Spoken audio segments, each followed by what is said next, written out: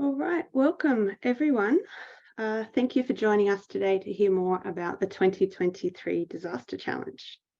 So I'd like to begin the briefing by acknowledging that we are meeting from across a range of different Aboriginal lands today and that we are guests on these lands. And I'd like to pay my respects to elders past and present.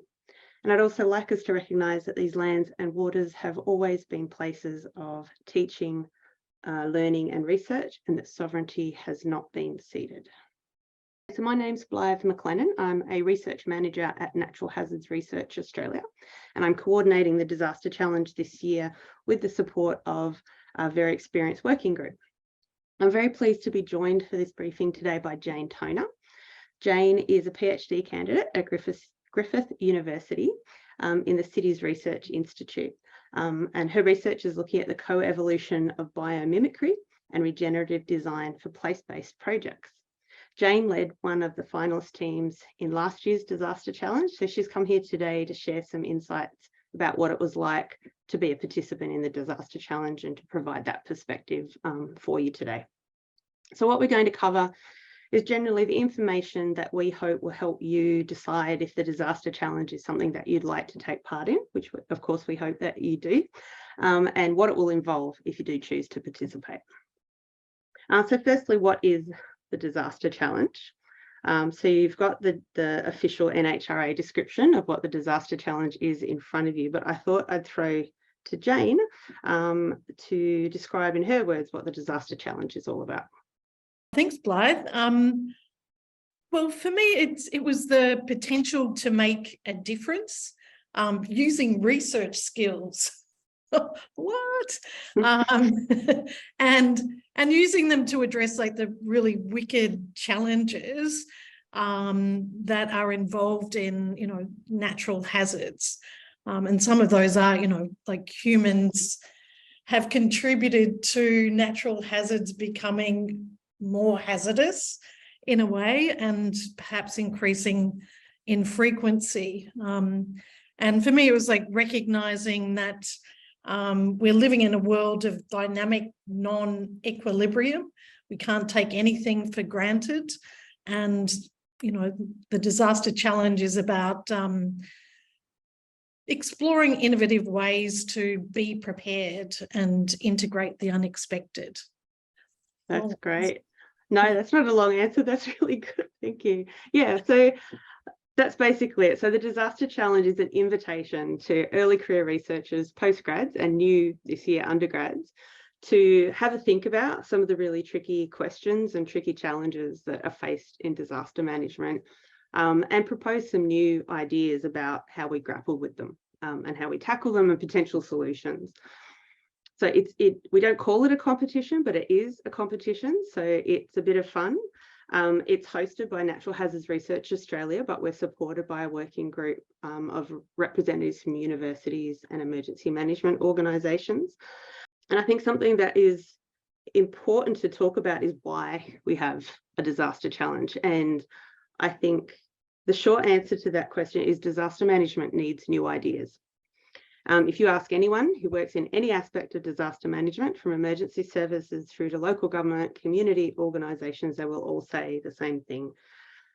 The context and the environment that disaster management happens is changing.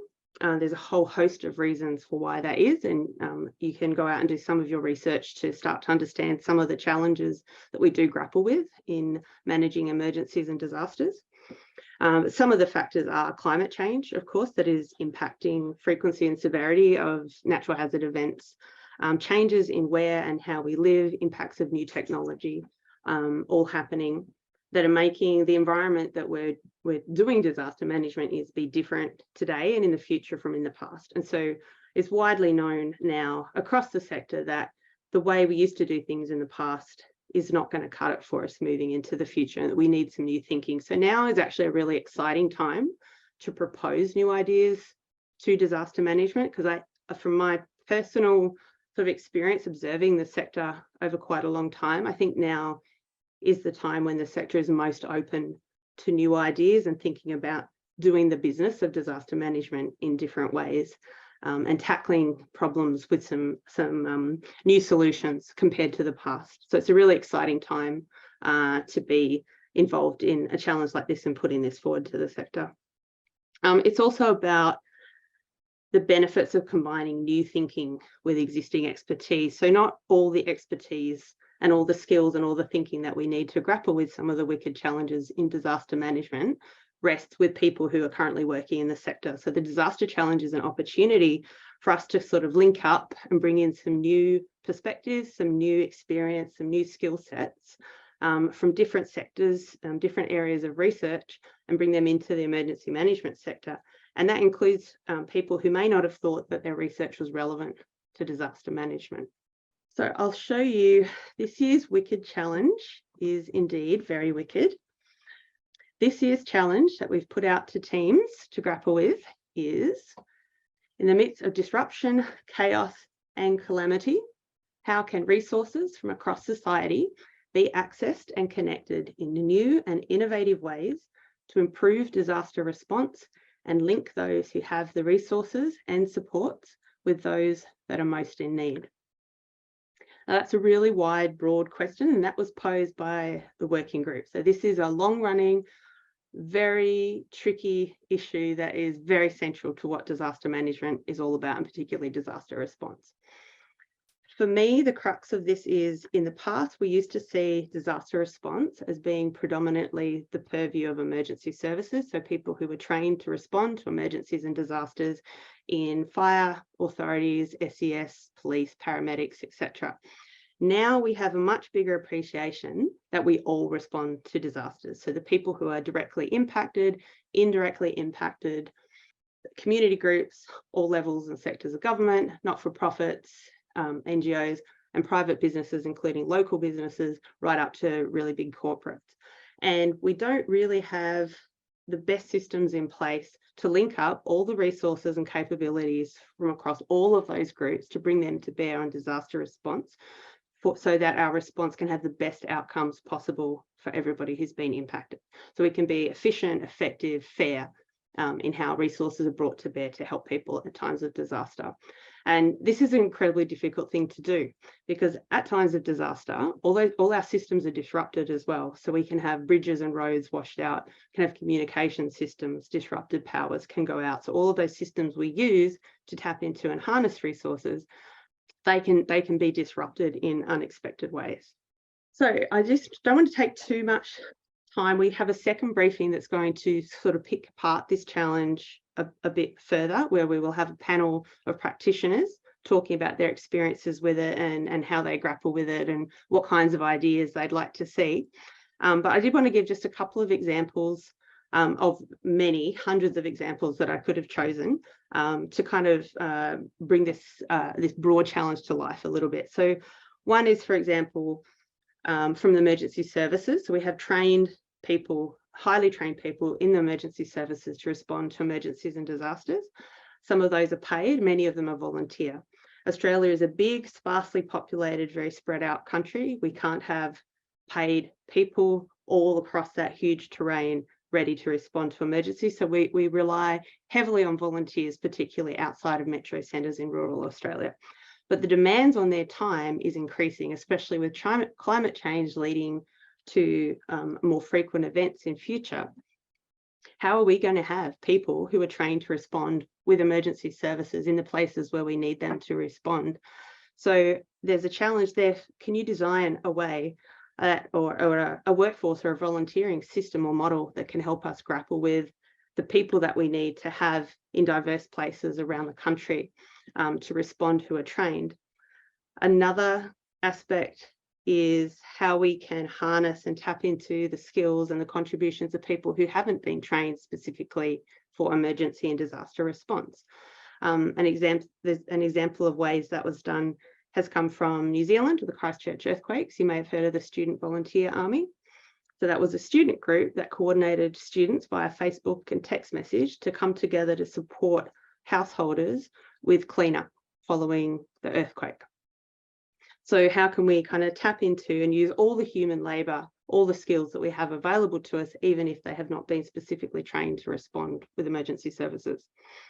Another one that was discussed by one of our partners on LinkedIn when he saw the invite to the disaster challenge go up, and this is someone with a lot of experience in recovery. One of the big challenges in recovery is that people who've been impacted by a disaster need to access resources and supports from lots of different places, from local government, from different government departments.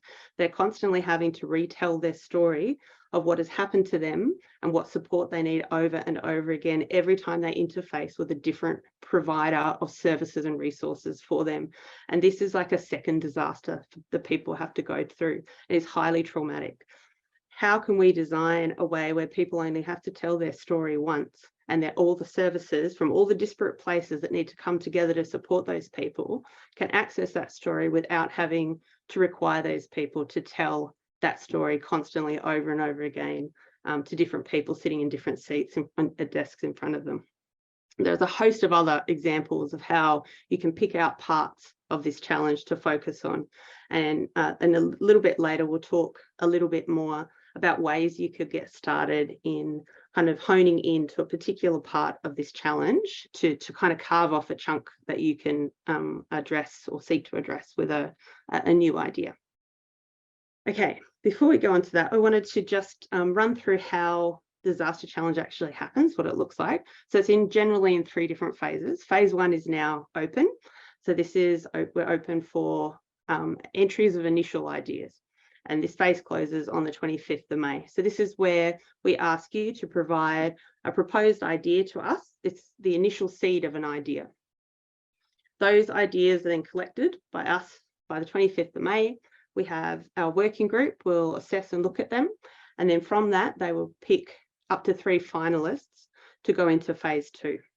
In phase 2, finalist teams are supported and linked up with mentors from the sector and from research, provided with some resources to help them refine their pitch and their idea further so that they can then go into phase 3, which is presenting and pitching their idea live on a stage in front of a panel of judges from the sector who will assess and select a winning idea from the 3 finalists. So if you enter phase 1 and you are not selected to be one of the 3 finalists, what we're also doing this year is we'll have some kind of online showcase. So all the ideas that we think the emergency management sector should be hearing about, we'll give you an opportunity to show your idea to them, whether that's in the online showcase or if you become a finalist in the face-to-face live pitch at the final event in October. So Jane, you participated right through these 3 phases and presented your pitch at the Disaster Challenge final last year. Indeed. What was it like for you to be involved right through that process and to participate in the final at the end last year? It was a snowball, perhaps, or an avalanche, speaking natural disasters. But it was really energizing to be to make it to the final. And last year it was slightly different. The final was part of a forum. So we were surrounded by all of these people who were very passionate about mitigating disaster and adapting to various challenges. And so we were surrounded by them, but at the same time, we were also very engaged in bringing our own ideas to life to present at the end of the day. So like any conference, we didn't get to see too much, but we felt that energy, and that was really lovely. That's great, thank you. Yeah, so the final this year will be an event on the International Day for Disaster Risk Reduction, which is on the 13th, which is a Friday. So we'll hold that event on the 12th or the 13th. It won't be in conjunction with our research forum this year. It'll be a different event, but it will be an event that will be built into a big event. There will be an audience, there'll be a judging panel. I think that energy, that same energy of coming together, people who are really passionate about this space will be there on the final as well. Thank you. Yeah, it was really great to be able to share our ideas with all of those people who are so knowledgeable, but we're quite delighted to hear what we had to say. That was great. Yeah, there's a lot of enthusiasm for hearing new ideas in the sector, a lot of openness to it, and a lot of energy for it. So it's, as I said before, it's a really nice time to be engaging with the sector and proposing something new. This is just a little outline of the full timeline. So as I said, the current entries are open now, and entries close on the 25th. We have 2 briefings, the one today and the one on next one is on 18th of April, and that will be more of a panel where you get to ask questions directly to a panel of people who are grappling with this challenge in some way in disaster response.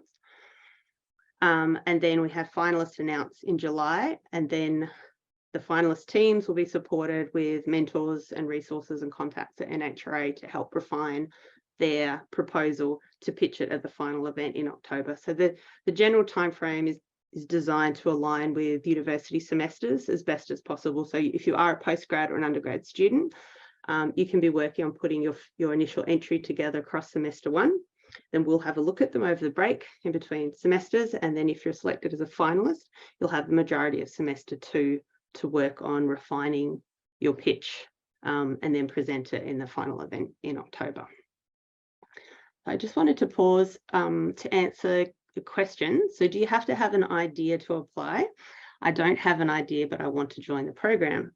You don't have to have an idea yet. You have to have a desire to find an idea. So it's actually a really good question. So you would need to go and find out more about this challenge and this wicked problem and do some research on it, and then go out and seek and source ideas. So you don't need to have an idea initially, but you will need to have a desire to seek one out and find one. And as I said, in the first phase where you're putting your initial entry together, you need the seed of an idea. It doesn't have to be a fully formed, fully crafted, nicely refined whole idea.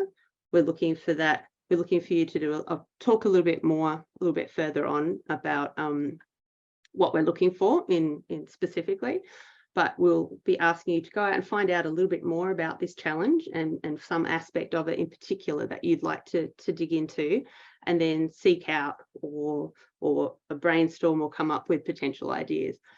If you have, I think this is important too, if you have an idea and you're not sure if it's quite right or if it's the kind of thing we're looking at, strongly suggest you to put it in. We'll be giving feedback to everybody on their ideas. If you think it's a little out there, if you're not sure if it's quite right, put it in. If you're selected as a finalist, you'll have an opportunity to refine it and develop it further. If you're not selected as a finalist, we'll be able to give you some feedback on it and potentially have a chance to showcase it online as well. But if you're not quite sure, please consider it and throw it in. We really want to hear new things. If it's a little bit out of the box, that's okay. Doesn't need to be big and glossy and glamorous. It can be a simple idea. It doesn't have to be a complex idea. What we're looking for is the impact that your idea would have on improving disaster response in some way. So I hope that's answered your question there. All right, so on the Disaster Challenge website, there's a section there that goes through the why, the who, the what, and the how of the challenge. And I think Jane's smiling because that's a picture of her team from the disaster final there with our CEO beaming now that they're relieved because their pitch is over and they've done the hard work. So the why is sort of the benefits of participating. The who is eligible to participate. The what and the how I'll speak to in a little bit more detail in a moment. So that's what we're looking for and how to enter. So I'll start with the why, and I might throw to you first, Jane, so this is speaking to what are the benefits? What do you get out of participating in the Disaster Challenge? So for you, Jane, what did you like most about participating last year? And what do you feel that you got out of it? As you can see, we had a team of 7. We were all PhD candidates. And each of us had a different perspective and experience on the particular topic. We all found that, we could consider ourselves part of a transient community in some way. And that was the focus of the challenge last year. So yeah, the diversity of our team really helped to create a fuller idea of what the challenge was. One of our team members was actually in the Lismore floods, and so she brought a perspective that we just wouldn't have had otherwise. So it was really great to get to know the skills and knowledge of the rest of the team. And you know, as well as working within our own team, we also got to work with some incredibly knowledgeable mentors who had, you know, actual on the ground experience, and they helped to, you know, again, broaden our understanding of the challenges. And then we were, you know, very much supported by the NHRA team also along the way, and they really just helped us bring our ideas, you know, to life in the challenge. So yeah, we made a lot of connections along the way, and I think that will help us, you know, with our careers and with our research. We learned a lot about and added to our skill sets, you know, in teamwork, in communicating succinctly and presenting succinctly, but engagingly. And yeah, and we had fun doing it. That's great. What a great description. Thank you. Yes, that's it. So it's a chance to connect, engage with ideas and with people in the sector, have a look at, get to know more about disaster management, emergency management, whether you might like a career in that sector or like to study further in it.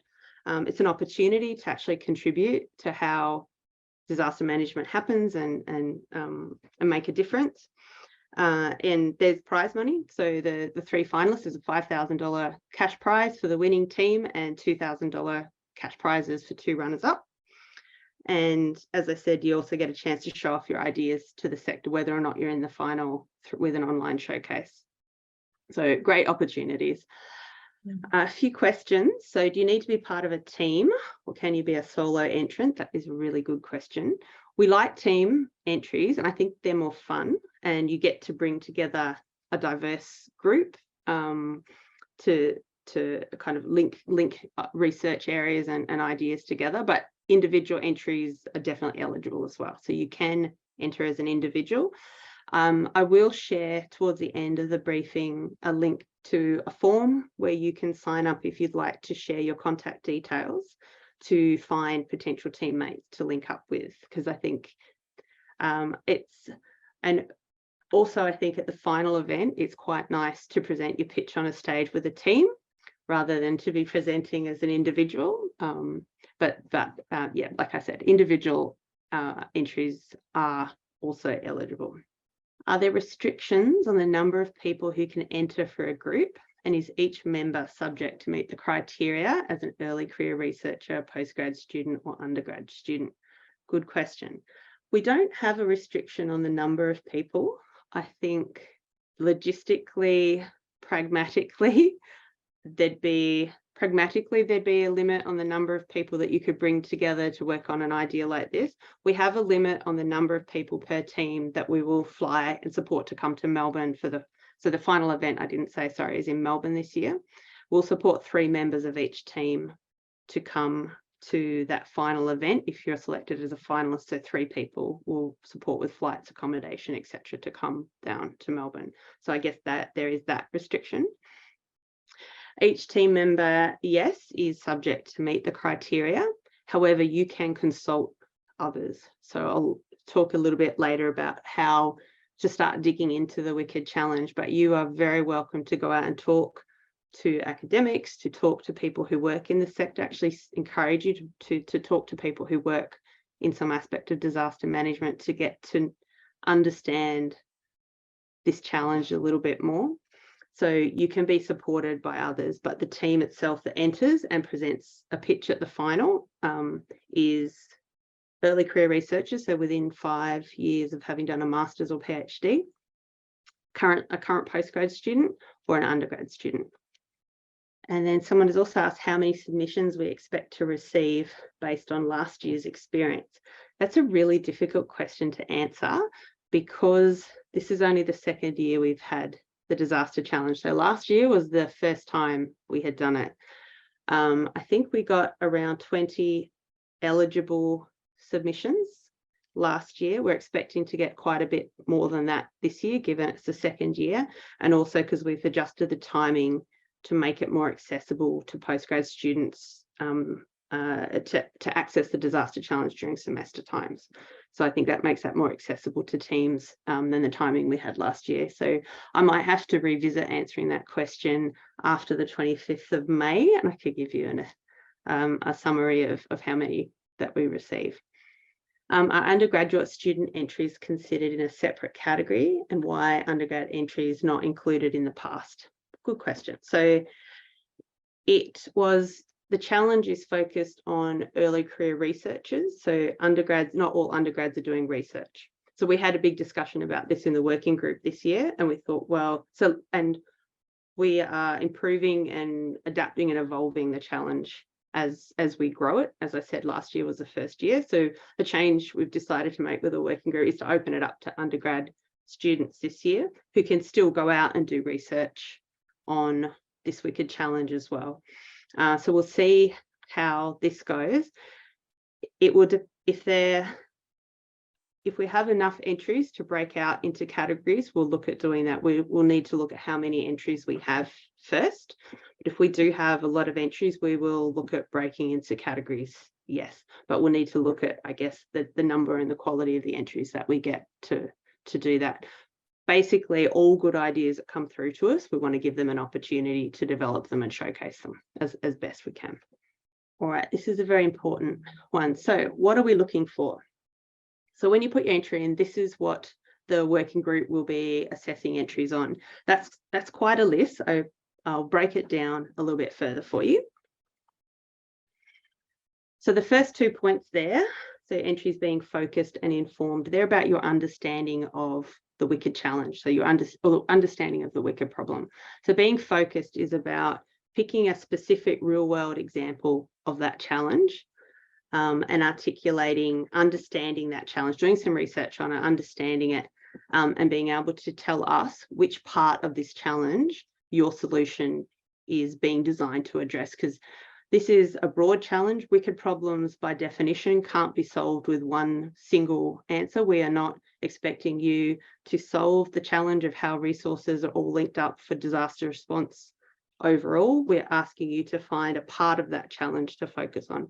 And being able to focus on something specific and describe it to us is what that first point is about. The second point there, informed.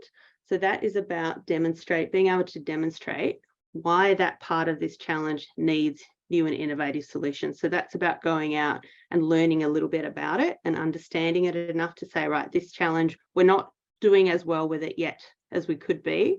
And there's something more we could do here. And we've got an idea for how we could improve how we link up these kinds of resources in this way to improve disaster response.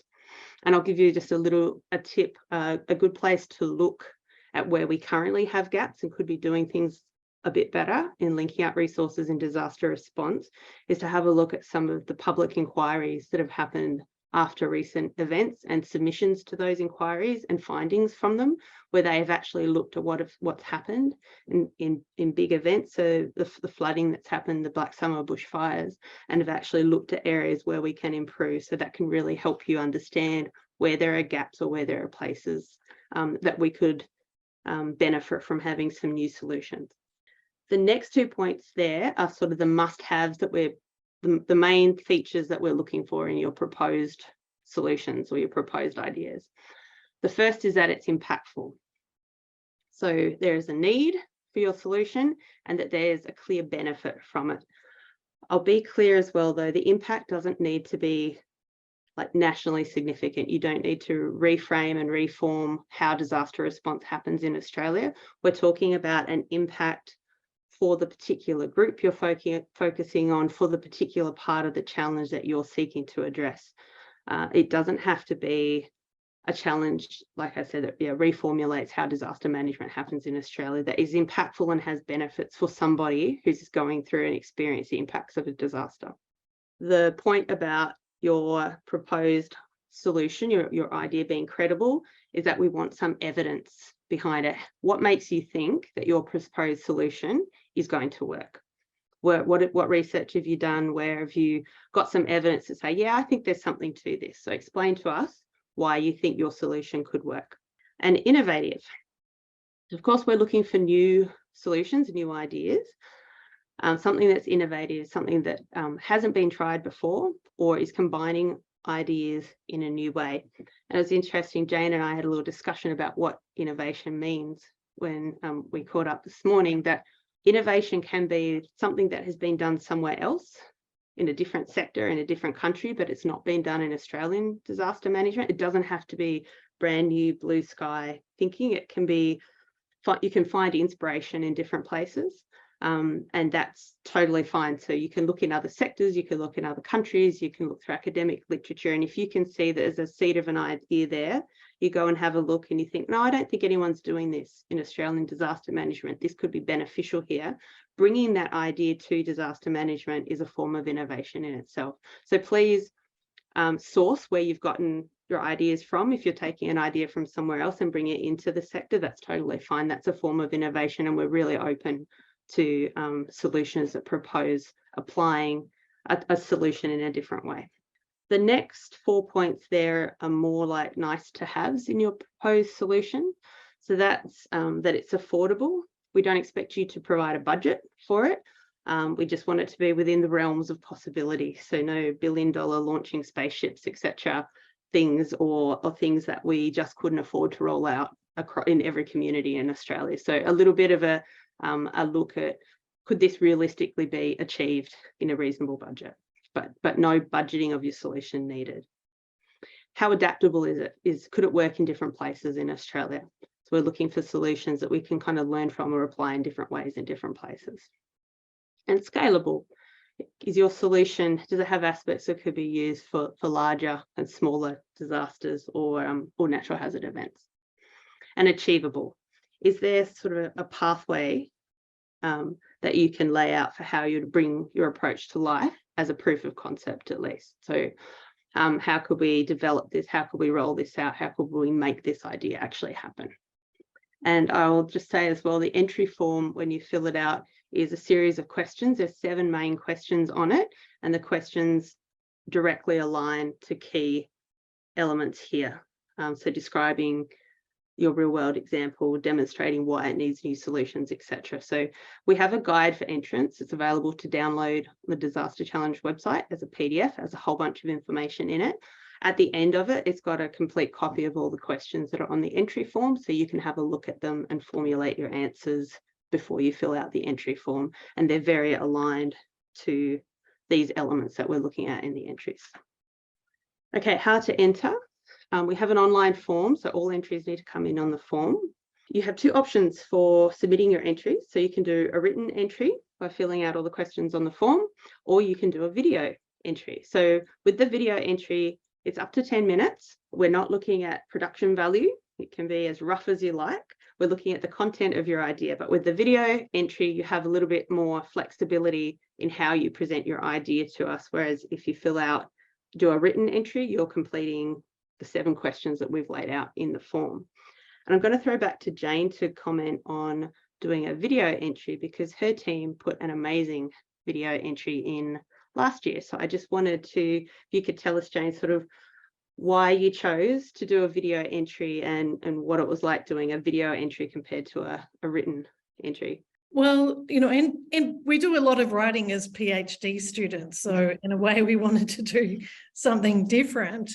But, you know, we also wanted to present the diversity of the team at a really personal level, and you can't do that with a piece of writing. So a video gave us the opportunity to show our faces, to have a bit of colour and movement and imagery that supported it. But, you know, saying that, we still had to write a script, and we had to make sure that script was incredibly tight and told the story very clearly, the story we wanted to tell very clearly. And I think, was it 5 minutes we had last year? So that was like, we were shaving off sentences left, right, and center to really coalesce a very tight story. And that actually helped, I think, to sort of condense our ideas into something that was, very comprehensive and understandable. Yeah, I think that's a good point. So this year we've made the video entries up to 10 minutes so that the amount of words you can fit into a video is more comparable to the amount of words you could put into a written entry. But I think your point of being forced to be very succinct and concise helps have a really strong story and message in the video as well. So even though there is up to 10 minutes, you don't have to take the whole 10 minutes to put your idea through to us. Okay, so I've got a question from Stephanie about contributions expected to identify the data or the existing data that would be necessary to implement their idea. Not in the first instance. So in your initial entry, we're looking at the seed of the idea. You might give some examples of where data might be available, but there's in the second phase, if you're selected as a finalist, that would be the kind of thing you'd investigate with your mentors, who can help you understand where, if data exists already, where it is and who has it and whether it would be accessible, is the kinds of things you can explore in refining your idea further. So your initial entry, you wouldn't have to identify specific data sets, etc., that would be needed. I mean, if you wanted to go and check, is that data actually there? If you can find out, that would be wonderful, but don't let that put you off putting your great idea to us. There's a list there that's also on the Disaster Challenge website that goes through what you need to do to put that entry together. Please have a read of the guide for entrance. There's a lot of information in there, examples of places to go, resources to use, ways to get started in addressing the challenge. We have terms and conditions. Please make sure you have a look of those. You get your team together, and like I said, I'll provide a link to a form where you can provide us with your contact details if you'd like us to connect you to potential team members, or if you want to put your own individual entry in, that is okay as well. And then number 3 is really important. Spend a little bit of time getting to understand the wicked problem. So do a little bit of research, and the guide for entrance has some examples of places you can go: public inquiries and submissions, media, academic literature, talking to people who work in the sector. One thing we do want you to be careful of is in talking to people, we'd suggest that you don't talk to people who've been impacted by a disaster directly.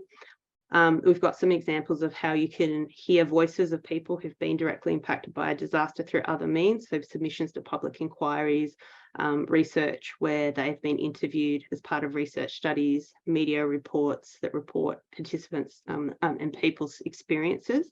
We'd prefer that you didn't go and contact people directly. They're likely, if it's recent exposure, they're still coping with quite a lot already. So please talk to somebody. You're welcome to talk to people in your own family and networks who may have experience, and to people who've worked in the sector with people. And then you'll need to think through what kinds of ideas, go out and find some ideas and think through your idea about how you might tackle that problem, put it together and work through how you're going to explain it to us to address that list of items of what we're looking for in the entry, and decide on how you want to submit your entry, whether it's going to be a written or a video entry. So if in that first phase and putting your first entry together, not too much, a bit of background research and some brainstorming, some really good ideas to put the entry through. All right, some tips to get going. That image there, Jane supplied it to us. So I'll throw to you first before I say anything for how do you get going with tackling this? So Jane, if you wanted to tell us a little bit about how you got going with the challenge last year and how your idea came together in your team. Sure, thanks, Blythe. Yeah, our team came together. We all have the same PhD supervisor, Professor Cheryl Desher. Throw out a great thank you to her. She suggested that we didn't have enough to do and that we might like to be involved. That's not true, but she thought this would be another experience that we might like to have. Our original idea we weren't really lucky, but this all came about just after the floods in Brisbane. And so some of us had attended a flood community of practice event where they sort of talked about how the same problems had come up in the floods 11 years earlier. And so that sort of seeded the idea for us that, we should be talking to communities to get their experiences. And then, so we had a bit of a team brainstorm, and I think that was really important and this is the the result here, that, we had a couple of ideas that we brought together, and it was community consultation and participation. It was representing community needs in an artifact, and then having that act as a warning beacon as well. So we actually brought together a whole lot of ideas. We couldn't cover them all in the final part. Like, you do have to refine it. But our process was, brainstorming a lot. Then we diverged, as you do with any wicked challenge, sort of went out and scoped what is going on in all of these areas and how can we connect them in a meaningful way. Because we did have a large team, that enabled us to sort of divide our resources. And I suggest that for anyone thinking of doing it on their own, that is certainly an easier path if you don't want to work with other people. But, working together in a group enables you to cover more ground. And for wicked challenges, it's really important to understand, that whole range of contexts and possible solutions. So, we all converged, went out and researched different things that interested us and were part of our own interests. And then we kept coming back together to brainstorm and, diverge and converge and diverge again, which is part of, any good design process, I think. That's great. What a fun and messy process to be part of. It is messy. Wicked problems are indeed messy. And so, some of these elements that we brought together, they have been done in other places. And the more that, you think, oh, this is a great idea, then you do research and see, oh, people have actually done some of this work. But, we were bringing it together in a new way that added meaning and layers, and just created something new from all of that. Yeah, fantastic. I've got a question here from someone asking, has had a look at the winner and the runner-up teams from last year and noted that they were all teams, and so is asking, therefore, is it better to apply for the challenge as a team? I think it is better to apply as a team for the reasons that Jane just mentioned, of joining and bringing together different strengths and having a group of people can go out and investigate different aspects and bring them together. However, one of the runner-up teams, Jyoti, was an individual entrant initially, and then she teamed up with someone to help her put her final pitch together and refine it. So that's possible as well. So if you have an initial idea, you can put it through to us in the first phase as an entry. And we're happy to talk to you about potentially teaming you up with someone else to support you to then refine it and develop it further. So that was, an original. So we had in the finalists last year, we had a group of 2. We had Jane's team, which was larger, and then we had 1 individual entry that went on to become a group of 2 for the pitch. So lots of different ways to go about working and bringing ideas to life. So just, and the points I've put there on the slide are also in the guide for entrance. I think for this particular challenge and in discussing it with the working group, they're very cognizant of the fact that it is quite a broad challenge and that you will need some way to focus in on a particular aspect of it. So some ways that you could start thinking about doing that are listed there with the dot points. You could look at a particular type of disaster, a particular type of natural hazard. You could start by looking at a particular event, what happened in the Black Summer fires, what happened in floods that happened in your community, and understanding what were the challenges there. You could look at a particular place, rural and remote areas in particular, having people and resources and stuff to respond to disasters that are happening in places that aren't sort of on the eastern seaboard of Australia is quite a challenge. So you could look at remote types of communities or different types of places. You could look at a particular need. If you think about how people are impacted by disasters, different people are impacted and different groups are impacted in different ways. You could think about farmers. What do farmers need in supporting livestock and properties and livelihoods? What do young families need in supporting themselves with young children? What about renters who don't own their own homes? What about an aged care facility? How would an aged care facility, what resources and support would an aged care facility need to be able to respond to a disaster happening in its area?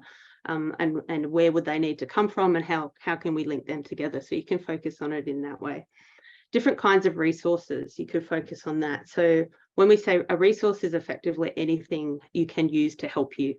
So types of resources could be people, human labour. How do we bring people together? Knowledge, information. How do we get information together? Networks. How do we bring networks of people together and get networks happening? It can be infrastructure, it can be equipment, it can be buildings. So whatever, you could focus on a particular kind of resource. You could focus on a particular kind of responder. Go and talk to your local fire brigade or SES unit. What kinds of challenges do they face in accessing the resources they need to keep their communities safe? You could think of Red Cross and other community and not-for-profits that are there to support communities. What kinds of challenges do they have in accessing resources? What about people who are directly impacted themselves, who are having to respond to a disaster event? What kind of resources do they need, and how can they get hold of those? And then disruptions to those access points. Or you can look at a particular kind of outcome or benefit you want to achieve. Do you want to make disaster response fairer? So more equitable in who gets, in how resources are used and who can access the resources they need? Do you want to make it more efficient, more effective? So you can look at the kind of outcome that you're wanting to support with your idea as a way to get started in thinking about it. There's some more resources listed in the guide for entrance. And as I said, talking with people, when I asked our working group about tips for participants, which I'll show you where you can find those in a moment, talking with people and understanding what this problem is like in the real world was their number one piece of advice. So if you have friends and family who are volunteers with emergency services, etc., reach out and have a chat to people at your local council, etc., find out about what it's like to kind of live and breathe and grapple with this problem in the real world. Okay, so I've got a list of resources and more information here. So the first set of dot points there under key resources, they're all available via the Disaster Challenge website. The second point there, we wrote a blog post. So that's the 2023 Disaster Challenge throws down the gauntlet. That's where I asked some of the members of the working group to talk a bit about what this challenge means to them and advice they give for participants. So there's a link to that blog post from the Disaster Challenge website where they tease that challenge out a little bit more for you. Have a look at the pictures, the finalist pictures. We've had videos of them from last year. Just keep in mind that they have been refined. That wasn't their initial idea, that they've then worked on that and had mentors and support to refine that into a big pitch. So their initial ideas were the seed of those ideas.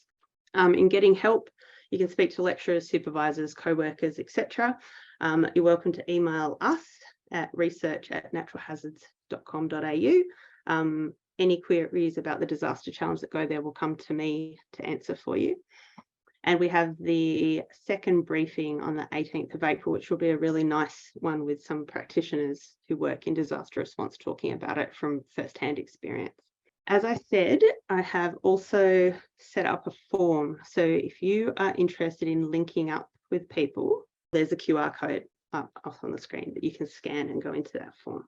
So we've got another question. So the conversation centres on disaster relief and support post-disaster. Is there scope to explore how community resilience could be built prior to disaster? Really good question. We discussed this in the working group too. So this year's challenge is focused on how we can improve and link resources for disaster response. However, there is a lot that we can do beforehand to set up connections and systems that would support disaster response. And there's a lot that we can do in improving how we respond to disasters in that sort of immediate response relief phase that improves resilience over time and can improve the outcomes in future through building networks or access to resources, etc. So we are focusing on the impacts that your idea has in disaster response in that more immediate sort of response recovery relief immediate recovery phase. But yes, it's okay to look at solutions and ideas that can be put in place at other times before, after. They don't have to be ideas that you would put into place during the response to a disaster. So it is just a reminder here to have a look at the pictures from last year. The audience loved them. We had such an amazing vibe and excitement. It was so lovely for people to see these new ideas being pitched by these great teams on stage. They're awesome. So there's 3 that we have videos of all of them there. Jane's team is the Beacons of Hope in the middle. Definitely have a look at those. They're a great resource and source of inspiration. And so that's it from us. If you have any other questions, you're welcome to email them through to research@naturalhazards.com.au. Thank you very much. Good luck.